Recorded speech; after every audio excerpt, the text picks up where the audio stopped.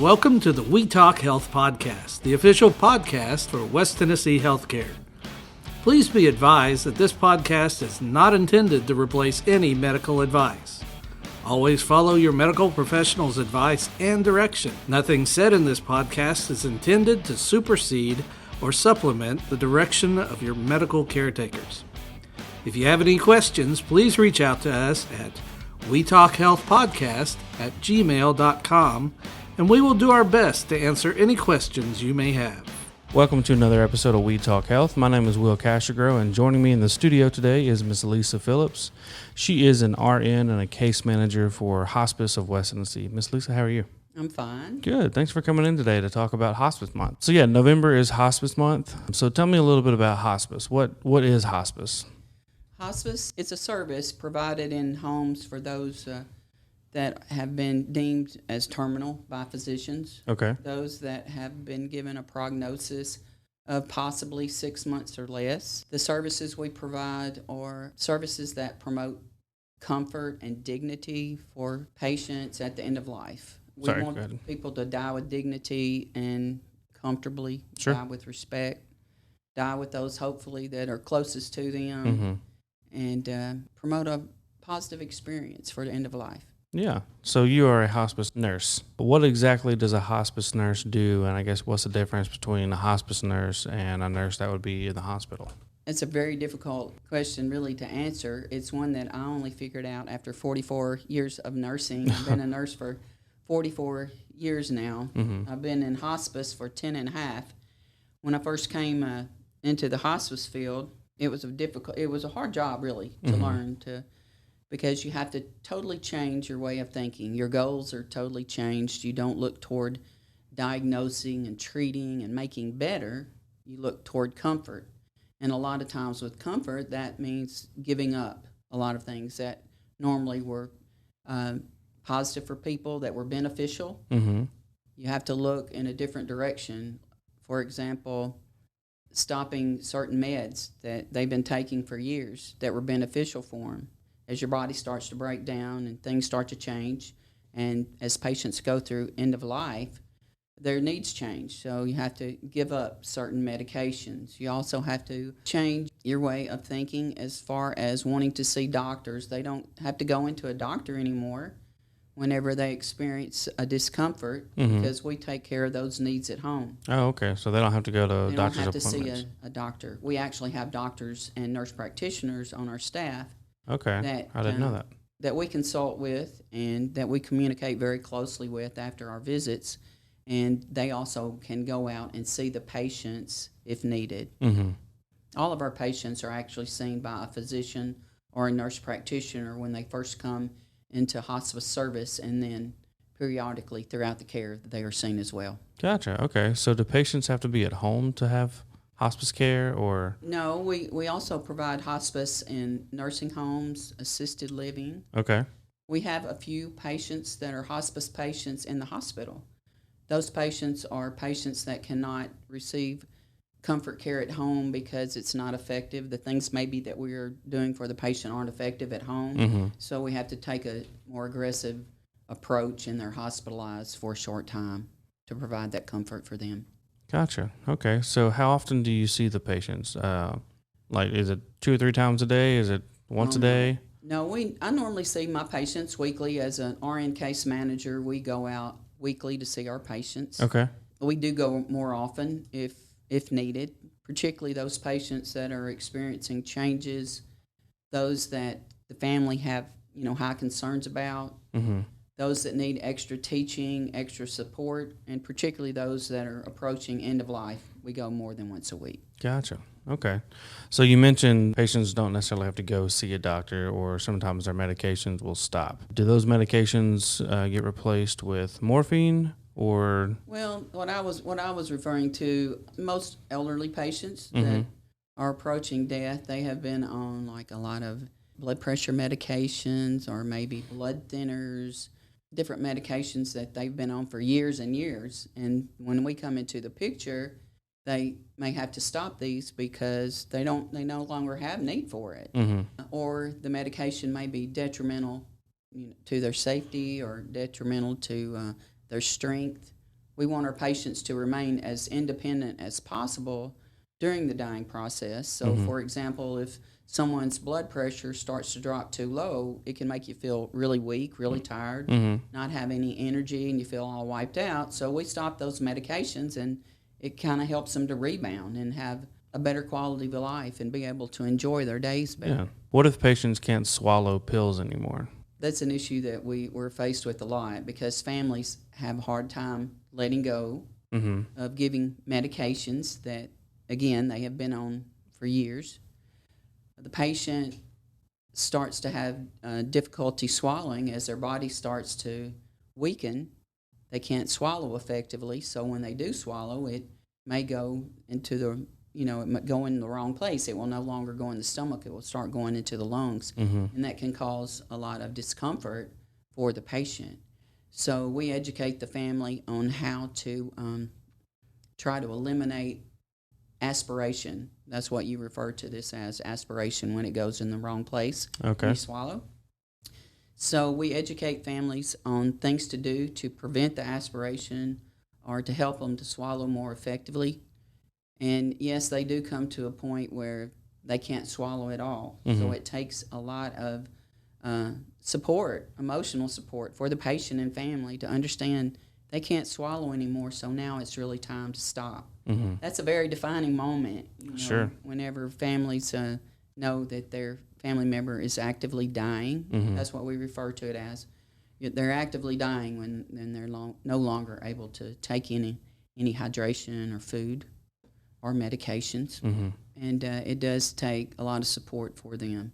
We teach different methods when they start having difficulty swallowing. Maybe they put their pills in the middle of some applesauce or pudding, something that they can swallow more easily. And then there's some medications that they can crush and put into medications, and that will help them to swallow more easily too. Gotcha. Say something happens while one of the nurses are not there.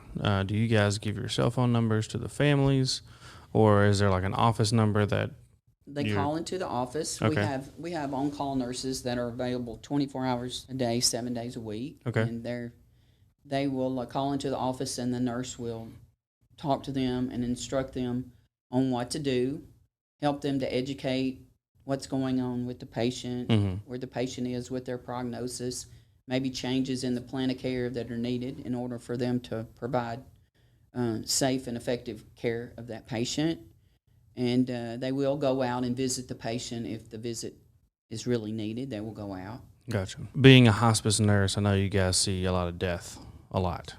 So how are you able to keep your mental health, your personal mental health in check? I'm obviously not a nurse, but if I was around that all the time, seeing death a lot would probably bring me down. So I guess my question is, how are you able to cope with that? I understand. Well, let me back up a minute, if you don't mind. Sure. When I first became a nurse years and years ago, I saw patients receive a lot of treatment, a lot of medications, a lot of procedures that were totally unnecessary. And it would really bother me. It was a burden for me to see people that were dying or disabled people with no quality of life being put through tests and procedures and medications that they really didn't need and were not going to benefit them. I saw people, in my mind, that were dying without dignity, and it was a burden for me. My mom and I took care of my dad at home. He had chronic lymphocytic leukemia. He had congestive heart failure. So my mom and I took care of him at home. And I had been a nurse for many years, and I thought, we can do this. I know all the aspects of care that he needs. I know that we can provide adequate care for him, so we did it by ourselves. And after a year, it was about a year, I guess, after my dad had died, about a year after my dad died, my mom, who had never been sick a day in her entire life, was diagnosed with end-stage lung cancer. That was a different situation. I had kids at home. I had, jobs, and I didn't really know how we were going to get through that. Sure. So we got hospice for my mom, and it was one of the best things that we had ever done, and my eyes were truly open to the benefits of hospice, because my mom had physical needs, she had emotional needs, mental needs, spiritual needs, and I had them as well. Of course, absolutely. So hospice came in, and they were really able to help us to walk through those things. So I always kind of felt drawn toward hospice. Okay. I believe I was called. I think people go through things in their life so that they can help others. Absolutely. At some point. For sure. And I got the job in hospice. In a couple of months after starting my job, my husband was diagnosed with colon cancer with metastasis to his liver. Oh, man. He was given a prognosis of 3 years at that time. So I know for sure there was a divine calling, because if it would have happened in the other order, I would never have, come into hospice. Sure. So it was a very interesting couple of years. I had to deal with death and dying at home, and also at my work. It was like 24/7. Right. And so I really had to call on a higher power for sure to be able to make it through that. And that's what I do now. I'm able to look at this as more of a ministry, not a job. That's really what it is for me. It's more of a ministry. I think that's a great I get approach. paid, and I like that too. But, Right, sure. But it is a ministry for me. Yeah. And I just feel like I have a lot to offer to help people through the death and dying process. Well, I'll say if I ever go through hospice care, I would love to have you as my hospice nurse. So, I hope you don't ever do that. Don't ever call me. Right, sure. If I have to, I will. So obviously, you're not the only hospice nurse that West Tennessee Healthcare has. There's a team of you guys. So can you just kind of brag on the team a little bit? Oh, yeah. All of the nurses and CNAs and office staff and social workers and bereavement coordinators and our chaplains, they're just awesome. Everyone's called. I feel like they are. This job is not for everyone.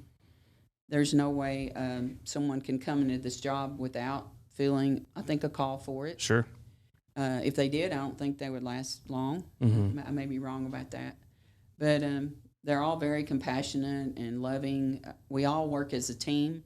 Each patient after admission is assigned to a team. Okay. And the team is composed of an RN case manager, a certified nursing assistant, a medical social worker, and a chaplain. And we all work together to take care of the needs of the patient. The patient's needs are so much broader than just physical needs. It does encompass, the mental and emotional and the spiritual, as we talked about earlier. But we take care of the patient our goal for patient care is symptom management. We try to focus in on pain, nausea, vomiting, incontinence, and skin disorders, restlessness. There's just a wide array of things that we take care of. Between the social worker and the chaplain and the CNA and the RN, we're able to do that a lot better. Some people have gifts in certain areas, and when you pull those together, it's just an amazing outcome. A dream team. So I know right now you guys are doing fundraising and are looking forward to the new hospice home that is planned to be built. What benefit is that going to bring West Tennessee, in your opinion? We have many patients that need a hospice home. We have for years. There are those patients that don't have any caregivers. In order for hospice to be effective and really take care of the needs of the patient, they have to have someone that's going to step up at that time when they cannot administer their own medications, right, or they won't be able to take care of their own personal needs. And there are many people who don't have any caregivers. They don't have any resources for nursing home placement. I know that there are hospice houses in Memphis and in the Nashville area, but nothing in between. So we should be able to provide a great service for our service area in West Tennessee. I've seen some photos of the potential of how the building's going to look like, and everything I've seen looks amazing. So I'm excited for that to become an actual thing here in Everyone Jackson.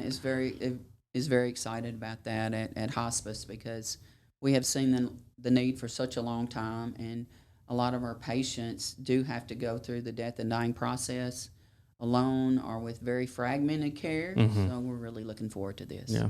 Well, thanks so much, Ms. Lisa, for coming in today. I really appreciate the conversation, and it was a pleasure to get to know you and know your story a little bit. So thanks for coming in. Thank you. And thank you guys for listening to another episode of We Talk Health.